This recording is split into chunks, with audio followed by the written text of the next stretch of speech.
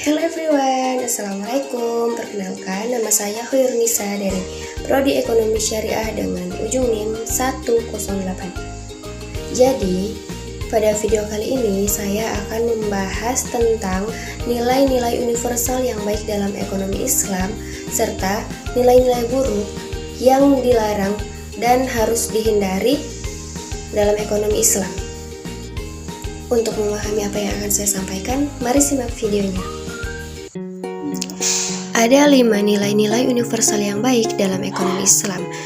Yang pertama yaitu tauhid atau keimanan. Keimanan di sini bermakna bahwa semua yang kita lakukan di dunia akan diperbandingkan oleh Allah di akhirat kelak. Sehingga dengan mengingat tauhid dalam kegiatan perekonomian serta melandaskan tauhid dalam roda perekonomian, kita akan membawa keberkahan di kehidupan kita baik dalam hal dunia maupun akhirat. Yang kedua, adil atau keadilan, memiliki arti bahwa Allah telah memerintahkan manusia untuk melakukan adil dan tidak menzolimi orang lain demi memperoleh keuntungan pribadi. Contohnya dalam hal timbang menimbang pada proses perdagangan. Adapun yang ketiga yaitu nubuwah atau kenabian, dalam sifat dan sikap menjadikan Nabi Muhammad SAW sebagai teladan dalam melakukan segala aktivitas di dunia.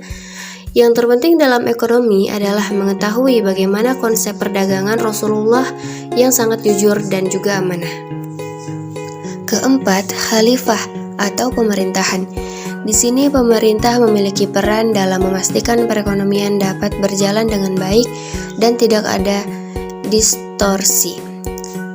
Yang terakhir yaitu ma'ad atau hasil. Hasil di sini adalah laba atau keuntungan yang diperoleh di dunia juga menjadi laba di akhirat apabila kita mengeluarkan zakat dari harta hasil usaha kita. Sedangkan nilai-nilai buruk yang dilarang dan harus dihindari dalam ekonomi Islam di sini ada 6. Yang pertama yaitu riba.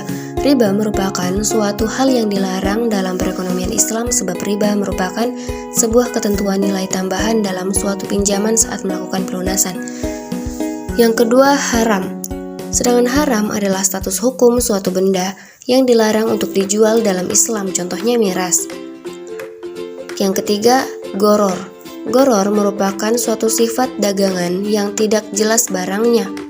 Kemudian, yang keempat adalah tadlis, merupakan suatu bentuk penipuan dalam perdagangan atau berdagang, misalnya berbohong tentang kualitas dan jumlah barang yang dijual.